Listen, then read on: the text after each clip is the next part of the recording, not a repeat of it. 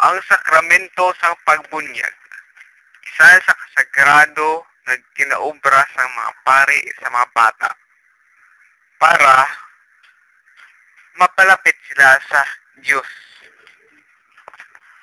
Diriga umpisa ang pagpati nila kag pag-intra sa mga sakramento nga iban kay amo gini ang pinakaunang sakramento. Kung waay ni ang bata mo kaluluoy gina ay gina may mihimo sa aton nga simbahan. Kag ang sakramento ini ang pagbunyag yan na ni para makapalangit man ang bata mo. Kinapalayuan pagid kamo sa aswang kay gapalapit ka sa Ginoo kag ang aswang hadlok na sa Ginoo. Sa pagbunyag ang mga pari lang na or ang mas taas paranggo sa pari ang makabunyag sang imo bata. Kay kung kulang sa saranggo, hindi na tsakto ang imo nga pagbunyag. Waay nalabot sa pagbunyag kung bata ka na o tigulang. Basta, may pagpati ka sa Ginoo. Pero, kung manugpatay ka na, kagway pari na, kagdayon, ang tao na mabunyag sa imo, do parihos man pagpati sa pari. Oo, pwede kabunyag sa imo ang isa ka tao na may magpati man sa Ginoo kung manugpatay ka, kagway pare. Pero, meron man sa mga pagbunyag, nga patay na, ginabunyagan ba? Kag ang pagbunyag, pwede na gali sa buhi, patay na. Ang pag-ubra sa bunyag, pirmi lang na ginabasyahan tubig or ginahulom ang tubig or ginahulom sa tubig. Basta mabasa ang bata o ang tao nga matinluan iya sa kabuhi.